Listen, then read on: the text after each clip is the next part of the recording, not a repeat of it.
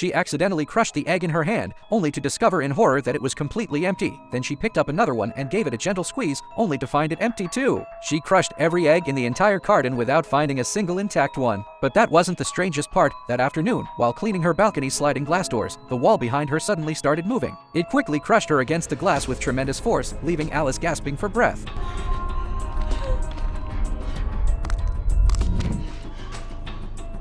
Alice thought she must be hallucinating from exhaustion. Early the next morning, Alice boarded a bus heading north. As the bus neared its destination, fewer and fewer passengers remained, until finally, she was the only one left, just as they approached the last stop at the desert's edge. A strange sound ripped through the air. She followed the noise and saw a terrifying sight, a damaged plane trailing thick black smoke streaked across the sky before crashing deep into the desert. Alice begged the driver to go help, but pure terror was on his face. He warned her that was an off-limits zone. He wouldn't set foot there for anything and cautioned Alice not to take the risk either. Faced with his refusal, Alice said nothing more. Determined to help any survivors, she got off the bus alone and resolutely headed deep into the desert. Ignoring the warning sign nearby, the deeper she ventured into the desert, the more wrong things felt. She should have reached the crash site, yet there wasn't a single piece of wreckage on the ground. The desolation was absolute. No sign of life anywhere. After walking for what felt like ages, Alice spotted a weird circular structure atop a nearby hill and decided to seek help there. After a difficult climb to the summit, she was shocked to find, apart from a dilapidated round hut, the place was completely deserted. Just as Alice stood there bewildered, she noticed something odd about the glass surface in front of her. Slowly, cautiously, she reached out her hand to touch it, but as her fingers made contact, a flash of red light erupted, and everything went black. When Alice awoke,